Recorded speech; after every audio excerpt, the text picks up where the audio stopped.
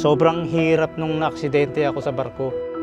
Kung sa hirap at sakit, nandoon pa yung pag-aalala sa pamilya ko na kung paano ako makakabalik sa trabaho. Ako nga po pala si Casiano Tabios Felipe na dating seaman. Ang isa pong gawain ko sa barko or duty ay isa po akong maintenance ng buong barko at machinist fabrication.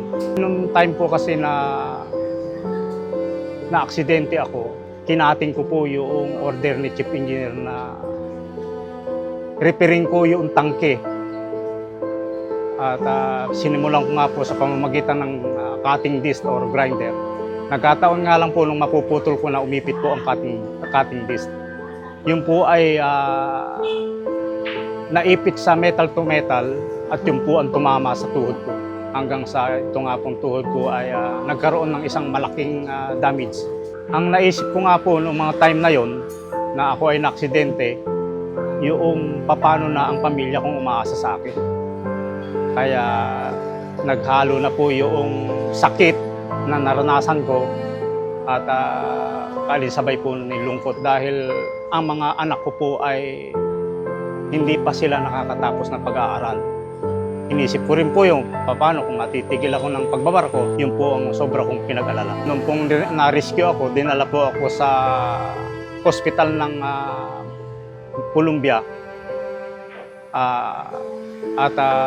Doon nga po umabot ako ng 19 days at ako po inoperahan. Nasabi nga po ng diretsahan ng doktor sa akin na yung pangyayaring nangyari sa tuhod ko ay hindi na po pwedeng maibalik sa dati. Kaya doon po ako lubos na nalungkot dahil paano na nga po yung pamilyang umaasa sa akin. Sobra po ang pag-aalala nila sapagkat ng mga time po na yun ay pandemic at nag-iisa ako na nasa hospital sa loob ng 19 days.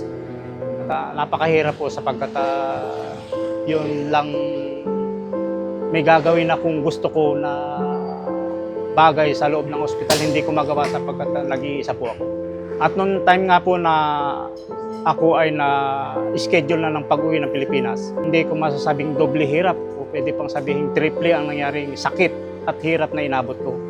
Kaya pagdating po ng Pilipinas, dinala po ako sa Manila Doctors at nag-decide po ang doktor doon na ako ay operahan ulit sapagkat yung tahi ng doktor sa ibang bansa ay kumalas sa pamamagitan nga po ng nakabaluktot yung pa ako sa eroplano. Pinipilit ko nga sana sa katawan ko na makabalik ng barko, subalit hindi na po kaya.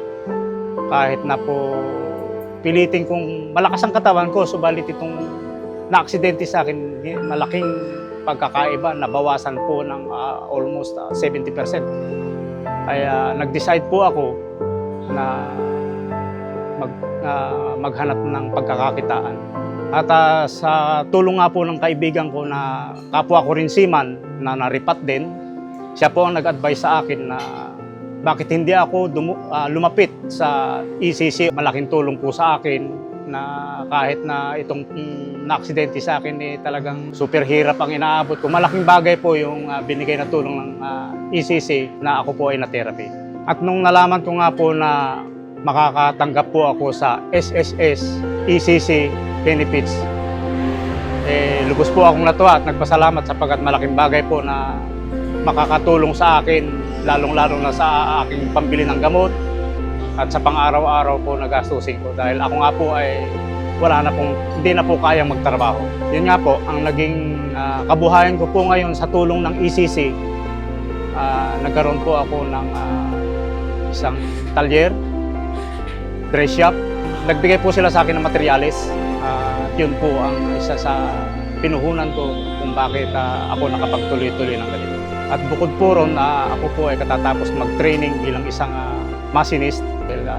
Meron po akong binabalak na magtayo po ng isang machine shop. Sa ECC, nagpapasalamat po ako ng marami sa binigay ninyong tulong sa akin.